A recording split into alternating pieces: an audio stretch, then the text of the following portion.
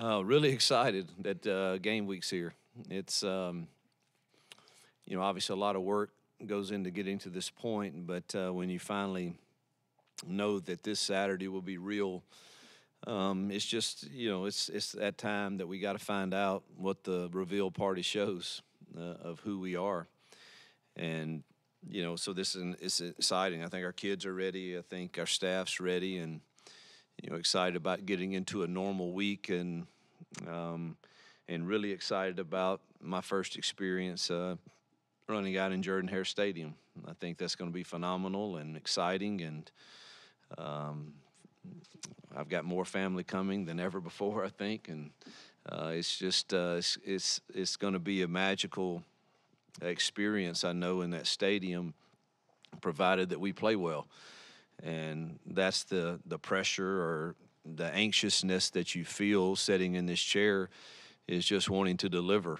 The incredible fan base we have has, welcomed us so much and bought season tickets, and we've expanded the stadium size, and it will be at capacity for Saturday. And you hear all those things, and you just so badly want to, to deliver. And so hopefully we'll play well. But no question that we're extremely excited to kick off the 23 campaign this Saturday.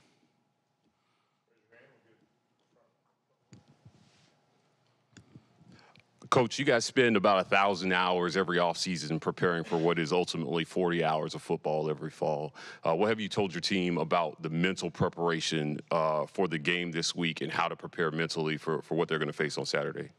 Well, that's something we've tried to start instilling when we got here. Our theme since we've been here has been flip the script, and it's really about rewiring your mind of how you prepare for these 12 opportunities that we're given. And it's something that has to be done daily, that your whatever is driving your beliefs are going to drive some type of behavior, and that behavior is going to create some habits, and that habits will ultimately give us all our destiny. And the more of those days that we stack, that we're doing things the right way, with the right attitude and with the right passion, then the more prepared we'll be. And I think we're still ongoing in that. That's still a journey, and it will be throughout this season. And to this point, I think we've made progress and made strides in the right direction, and hopefully that shows on Saturday. Yeah. Hey, Hugh, question. You said on Tiger Talk that your run game had been very healthy, been running well. Is that a good thing about the run game, or are you concerned about the run defense? You just said it. I don't know. I honestly don't. I mean, I don't know.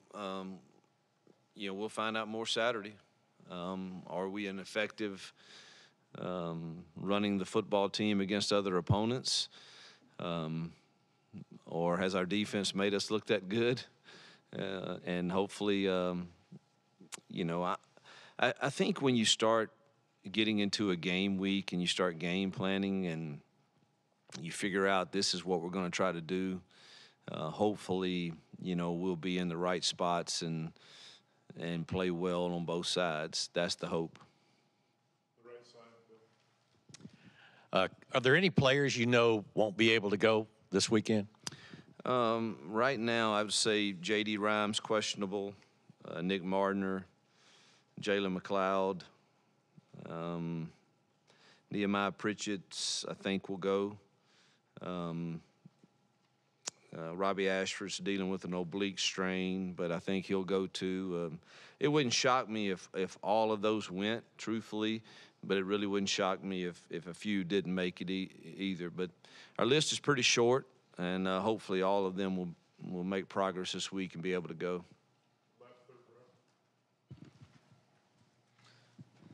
And Coach, now that you've had, these weeks of fall camp to get all of these new faces involved, heading into that first game, how do you now put some of that puzzle together of all these new pieces into the game itself?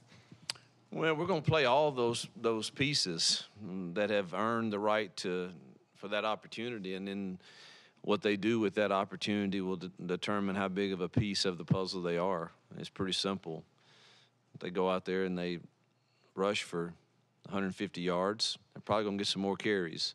If you go out there and you complete a high percentage of your passes, you're probably going to get more opportunities. And same thing with every position that will grade out. I'll get the grade Sunday, and the guys that did it really well will continue to get those opportunities. Coach, looking at the depth chart for the first time at the receiver spot with Shorter, Kelly, Johnson, and Hooks, was that those guys separating themselves in the wide receiver room, or was it more on injuries that we know they dealt with this fall?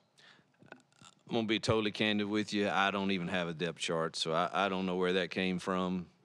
I guess that's from the SID world. I don't do depth charts, so I just don't.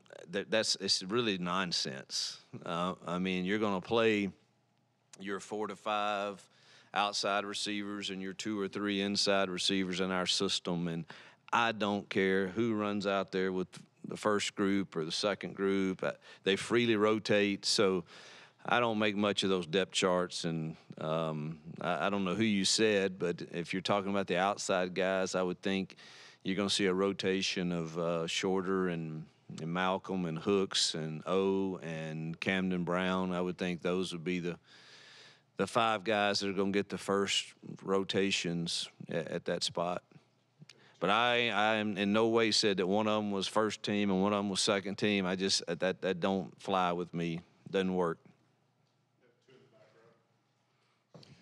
Coach, UMass comes in. A lot of preseason polls had them dead last in FBS rank. They score 41 points out at New Mexico State.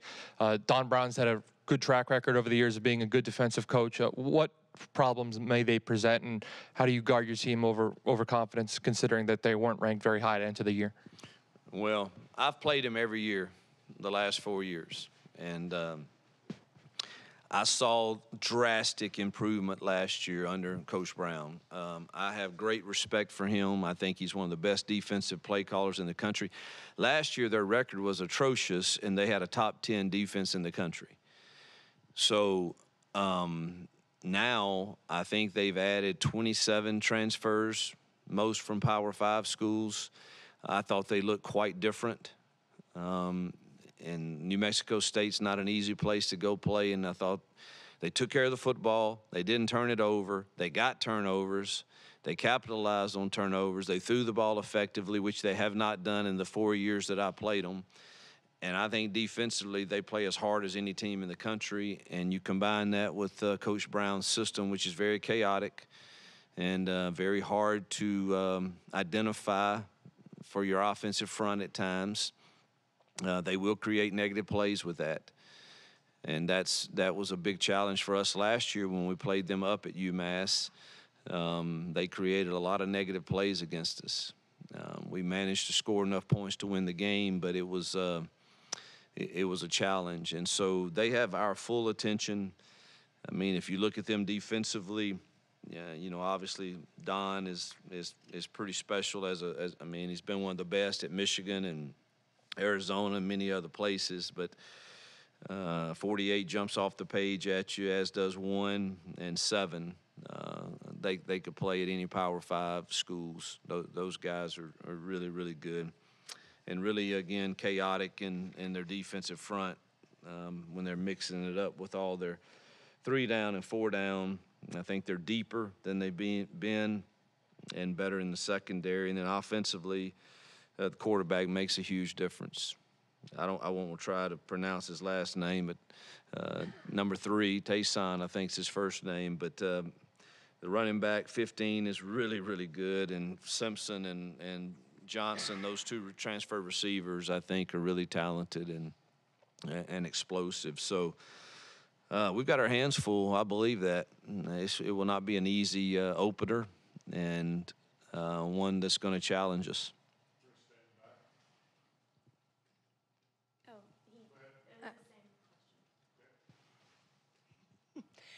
Hi, Coach. So obviously you've coached in these environments here in the SEC before, but returning to it, we always get to know, the players' emotions heading into a big game in that environment. But I'm curious, from your perspective, How do you get yourself prepared for the atmosphere, and do you take a moment and kind of soak that in, especially now making this return?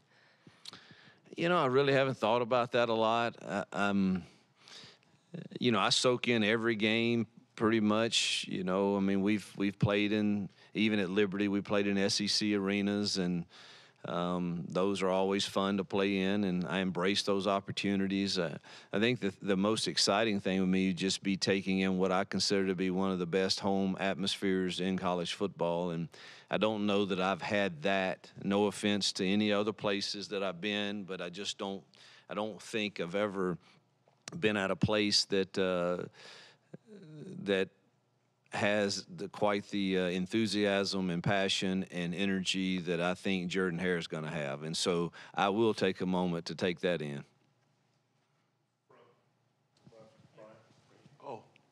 I can try another one. Tell me what your favorite thing is about what Peyton's done during this camp, from the first day until today, just what you really liked from him. His attention to every little thing. You know, he's got an advantage that he's in grad school and he has a lot of time. And so it's important to him, and he's constantly studying. And I sure hope that translates into his decision-making come Saturday, now that we're not just running stuff against a defense that we don't really know what they're doing. Now you honestly get the game plan and say, now, Peyton, I would expect you to see this and get it right, and he takes great pride in that. So I think it's that's probably been the most impressive thing, is just he wants to have the mental part of the game plan totally down. When we talked to Cadillac earlier this month, he was talking about how he thought that this was the deepest running back room he's had since he's been here. Just how much do you like leaning on the fact that you got multiple guys, not just maybe one or two that can give y'all good carries? Well, the facts are, if you're able to run the ball, you can shorten the game, and I think that may be advantageous to us this year. And so, are we good enough in the O-line, tight ends, and running back room to do that in a league that has tremendous defensive linemen? I don't know yet, but I do think that our running back room is very solid top to bottom, and we're going to lean on them heavily. Obviously, you know, the first thing is a win, but what are some of the other type of things that you're looking for on Saturday that you'd really like to see? Well, you would like to, even though it's game one, you would like for it to be clean, that we're not having pre-snap penalties or turning the ball over, any foolish penalties. And you'd like to see them play with great passion. So those would be the things that, you know, obviously you want to win the game and you want to look good. But that's always a fear, I guess, you have of you're not quite sure how a new team that we've, you know, piecemealed together ever since we've been here, and now they're fixing to get out there in front of 88,000 and a loud crowd, and, you know, how will we handle all of our emotions? And does it cause us to have a foolish penalty here or there? Things like that you can't do and win games. And so just hope it's a clean game for us. Hugh, obviously, you know, go back to UMass, them playing in week 0, you guys already having some tape. Do you think that's maybe a significant advantage? Is that maybe something that's not super important? I guess, how do you feel now with having some tape on them and them not having any on you guys? It definitely helped to they're quite different on offense than they've been in the past. So defensively it's the same that I've faced, but offensively they're quite different. And you kind of wish you had even more of a sample size, but it's no question that with everything I saw them do with their motions and shifts and their RPOs, and you know that they have more to do with that than just what they showed. And so I think they're very similar to us, truthfully, now. And there's a lot of options, and this quarterback, you've got to be aware of him, both running and passing. So it was quite different. So I think it was helpful. What have you seen from Amari Kelly in this camp, and how much has he maybe progressed even since the spring? Love his energy. Love the way he practices. Love the juice he brings to the field. Just getting him, not just him, the biggest struggle with the receivers is getting them to play with the same tempo on every single route and every single play. They don't know when it's coming to them half the time, and we take too many plays off. I think we've gotten better with that, and we need to see continued improvement, but real curious to see how we do in the game. But O has improved each week.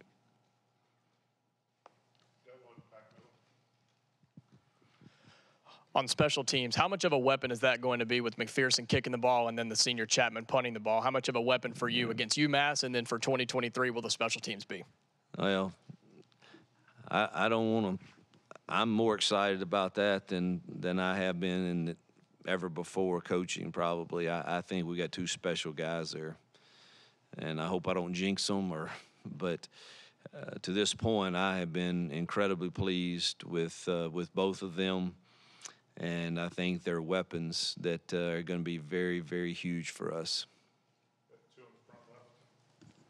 Coach, you said this spring that you felt like the development of the offense that you and Philip Montgomery were coming up with, nobody knowing what it was a significant advantage. You know, what can fans expect in terms of offensive identity this season in how Auburn is going to run the football and pass the football? Well, I'm never going to change what I believe in, and I believe you have to be a threat to run the football. But I also believe that a throw off of a run is a run. And so, you know, I may come in here after a game and you guys say, man, Coach, you only rushed for 90 yards, but you threw for 400. You know, to me, I want to know what the average per carry was, if that makes sense, because you don't know it, but probably 15 of those passes were runs, but the defense had an extra hat. And so I don't think that's real smart football, to constantly run into an extra guy in the box. And so to me, those are kind of rushing yards. So I think you have to be a threat to run the ball. You can't be one-dimensional, so you have to stay balanced. And balance doesn't always show on the stat sheet to me, but it does when I go and look and say, all right, these 10 runs we threw for 100 yards on them. Then I know, but I really want to know what that average per carry was when we did hand it off, because it usually tells me we're making the right decision and we're handing it into good boxes. And if we're constantly making a wrong decision and handing it into a bad box, that average is probably going to go down. Yes, Griffin Speaks, local kid, Baylor transfer. What have you seen from him allow him to be in the rotation potentially at safety and special teams? I think he's got a shot to be in the rotation this Saturday. And what happens from that point on, I know he's on some special teams. And I think he'll get a shot to get some reps as a backup safety too, and we'll see how he performs. In the right spot at the right time, knows the system, gets the checks. So I think, wish he were a little bigger and faster, but he's going to be in the right spot, and he's not afraid of contact. And so I think he can get everybody on the right page back there. Particularly if you're playing all those young ones around him. You've mentioned him a few times already, but Don Brown's had this legendary career on defense. Like, what makes him man, his defense is so good since you faced him, several times now. Yeah, he gave me fits last year, and I've watched that game a lot of times, and we scored 42 points, but it felt like it was 12. It was hard. But he mixes it up between even and odd, and then when he gets in his odd, he's going to have these spinner backs, and you never know where they are. And it's just hard to identify for your O-line exactly, what the combinations need to go to in the run game and in the pass pro. And so we've got a lot of studying more to do today to make sure we're as good. But there's going to be some negative plays. The whole deal is trying to confuse the O-line, and they're effective with that. We just got to make sure that they're effective with that at a small percentage. Hugh, going back to Peyton, I guess how do you, maybe simplify is not the right word, but when you have a first game with a new quarterback, how do you sort of, maybe ease him into that while still keep making sure you guys have a dynamic passing game? Yeah, you know, you would like to. I've always felt like I would like to start a few games with some simple completions for him. This is a little harder to do because of their trap coverage. You're a little nervous to work too much quick game right off the bat because they'll. I mean, they did a beautiful job, and they run it a little different than a lot of people. But in their trap coverage, they had a pick six the other night. They got 3 turnovers, which resulted in 21 points. One was a pick six off of that trap coverage, and he really did a nice job of deceiving the quarterback. So you got to be careful. What I would like to do is throw a quick hitch or two every now and then, but they don't really give you that opportunity. So Peyton's going to have to take what they give and throw the passes and complete the ones that work against this scheme. All right, Coach. Thank you. No, thank y'all.